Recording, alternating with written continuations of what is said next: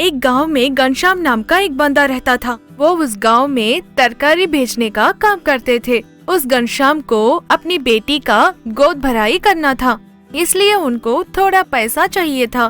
तभी हमेशा उनसे तरकारी लेने वाले गोपी उस दिन भी उनके पास आए। उनको देखते ही घनश्याम ने पूछा था, भाई मेरी बेटी को गोद भराई करनी है, इसलिए मुझे थोड़ा पैसा चाहिए, तो क्या आप मुझे कर्ज के लिए थोड़ा पैसा देंगे? ज्यादा कुछ नहीं, सिर्फ 10,000 चाहिए, 2 महीनों में वापस कर दूंगा। क्या कहा? 10,000 चाहिए? 10,000 के लिए मैं कहाँ जाऊँगा? मेरे पास भी अभी काम नहीं है, आप मेरे पास 10,000 पूछ रहे हैं ना? हाँ, तो मैं आपको एक आइडिया दूं? हाँ बोलिए। वो हमारे एरिया का मुर्गेश आपको मालूम है? क्या मुर्गेश? मुझे पता नहीं। क्या बोल रहे हैं आप? ब्यास मुर्गेश के बारे में सभी लोगों को मालूम है, लेकिन आपको कैसे मालूम नहीं है? इस एरिया में ब्यास के लिए पैसा देने वाला सिर्फ वही है। ब्यास के लिए पूछेंगे तो जरूर वो पैसा देगा। आप एक काम कीजिए, उनसे पूछ के देखिए। आप क्या बोल रहे हैं, ब्यास के लिए पैसा लूं? हाँ भाई, आपकी बेटी की गोद भराई अच्छे से होनी चाहिए ना। अगर आपने अच्छा नहीं किया तो दामाद के घर वाले कुछ कहेंगे ना। वो भी ठीक है, तो क्यों ब्यास के लिए पैसा लेने में सोच रहे हैं? ब्यास मुर्गेश से पैसा लेके आपकी बेटी की गोद भराई को अच्छे से कीजिए। उसके बाद रोज की कमाई में थोड़ा थोड़ा पैसा दे दीजिए, बस बात खत्म। ठीक है भाई, अगर मैं मुर्गेश को देखता हूँ तो मैं यहाँ भेजता हूँ, उसके बाद उनसे पूछ के पैसा ले लीजिए। ठीक है, ले लूंगा। उसके बाद गोपी वहाँ से चले गए। उसके बाद ब्यास मुर्गेश को वो रास्ते में देखे। भैया, हमारे केके रोड में जो तरकारी भेजने वाला घनश्याम है ना, उसे आप जानते हो? हाँ बोलो, क्या बात है? उनको थोड़ा ब्यास के लिए पैसा चाहिए, इसलिए उन्होंने कहा कि आपको देखना है। हाँ, मैं थोड़ी देर में उस तरफ जाऊंगा, तब मैं उससे जाके बात करता हूँ, ठीक है? थोड़ी देर में ब्यास मुर्गेश उस तरफ आए। उसके बाद उन्होंने घनश्याम को देखा। सुना था कि आपको मुझे देखना है, मुझे 10,000 पैसा कर्ज में मिल सकता है। क्या 10,000 चाहिए? जो व्यापार करता है उसे ज्यादा से ज्यादा मैं 1,000 रुपए दूंगा। वो रोज की कमाई में 100 रुपए देके मेरे कर्ज को वो चुका देंगे, मगर आप बहुत ज्यादा पैसा मांग रहे हैं, वो भी पहले ही बार में। मेरी बेटी को मैंने गोद भराई रखा है, इसीलिए मुझे पैसे की बहुत जरूरत है। ठीक है, देता हूँ। 10,000 अगर आप पूछेंगे तो मैं आपको 9,000 ही दूंगा। मतलब ब्याज का 1,000 रुपए लेके बाकी का 9,000 ही आपको दूंगा। रोज 300 देके 10,000 को आपको चुकाना है। हाँ ठीक है, रोज शाम को पैसा कलेक्ट करने के लिए इस तरफ आऊंगा, तब आपको जरूर पैसा देना है। आपको बहाना नहीं देना है, मतलब कि आज नहीं कल दूंगा। ऐसा कुछ आपने कहा तो मुझे बहुत गुस्सा आएगा, उसके बाद मैं बहुत आपको चिल्लाऊंगा। नहीं भाई, ऐसा नहीं होगा, मैं जरूर पैसा दे दूंगा। मुर्गेश 9,000 को घनश्याम के पास दिए। उसके बाद घनश्याम अपनी बेटी की गोद भराई को अच्छे से खत्म किया। उसके बाद से रोज शाम को मुर्गेश पैसा लेने आने लगे। व्यापार में जो कमाई है उसके हिसाब से घनश्याम अपनी 300 को मुर्गेश के पास देने लगे। कमाई अच्छे जाने वाले दिन में कोई भी प्रॉब्लम नहीं था, लेकिन थोड़े दिन बिल्कुल भी कमाई नहीं होता है। वैसे दिन में ही मुर्गेश को पैसा देने के लिए घनश्याम बहुत तकलीफ उठा रहे थे। वैसे ही एक दिन मुर्गेश पैसा लेने के लिए आए। पैसा दीजिए। वो क्या है कि आज की कमाई कुछ ज्यादा अच्छा नहीं है, मेरे पास अभी आपको देने के लिए पैसा नहीं है, तो क्या कल आपको 2 दिन का पैसा दे दूं? पैसा देते वक्त मैंने आपसे क्या कहा था? कल दूंगा, परसों दूंगा, ऐसे कोई भी बहाना नहीं चाहिए। क्या आप उसे भूल गए? कल देने की बात से मुझे बहुत नफरत है। आज देने के पैसे को आप किसी से कर्ज लेके मुझे दे दीजिए। अगर आपने मुझे अभी पैसा नहीं दिया तो अभी आपसे चिल्ला के आपको शर्मिंदा कर दूंगा।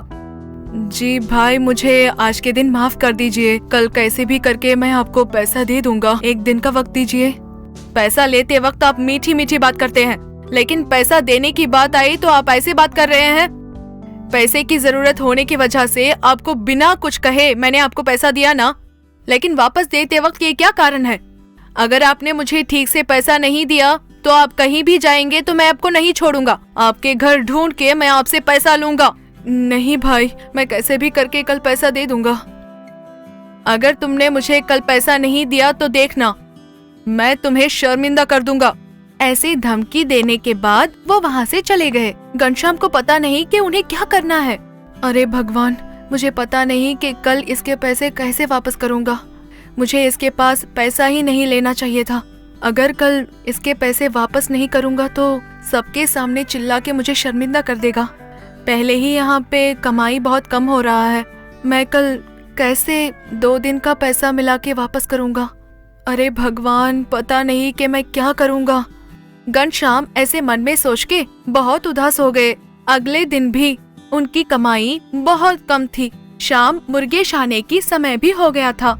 मुर्गेश भी पैसा लेने के लिए वहाँ आए, लेकिन वहाँ देखे तो घनश्याम नहीं था।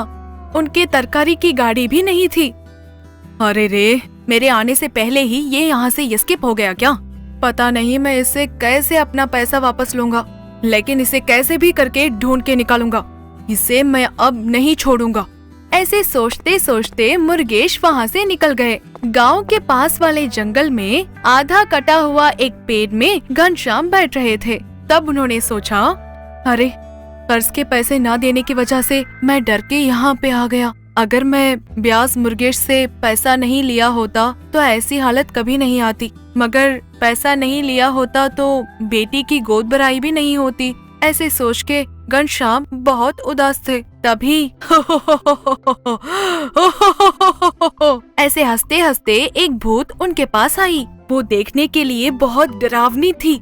उस भूत को देखने के बाद भी घनश्याम वैसे ही बैठा था। घनश्याम के पास आके वो भूत फिर से हंसने लगी।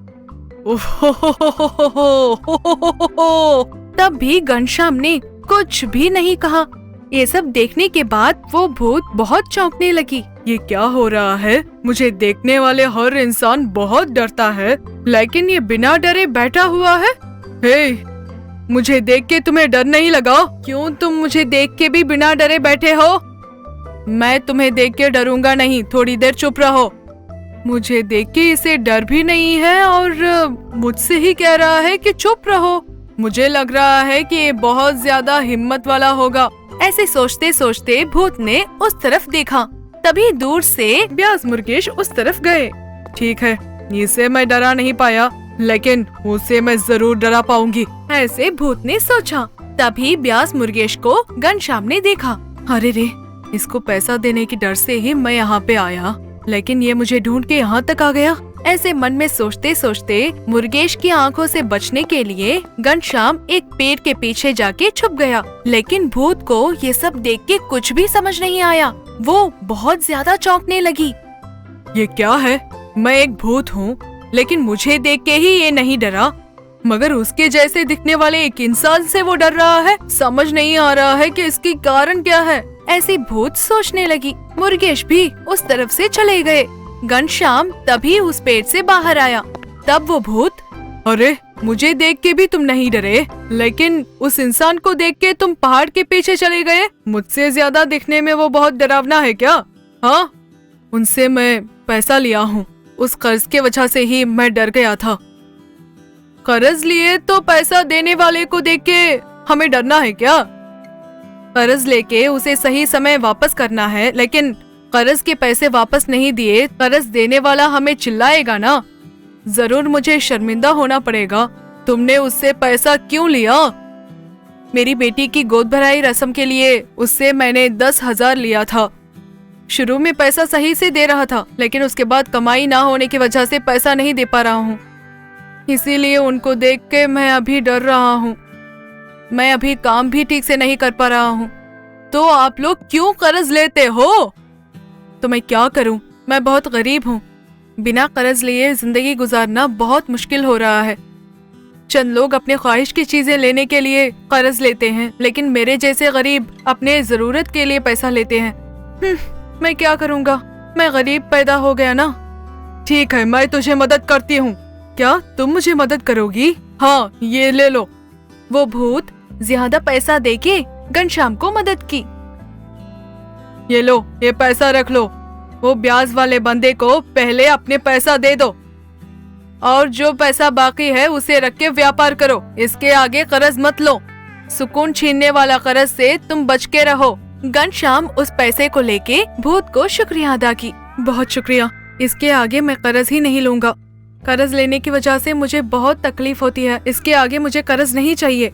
घनश्याम वहाँ से चले गए। घनश्याम इसके बाद जिंदगी में कभी भी कर्ज नहीं लेंगे। क्योंकि कर्ज की वजह से वो बहुत तकलीफ झेल गए।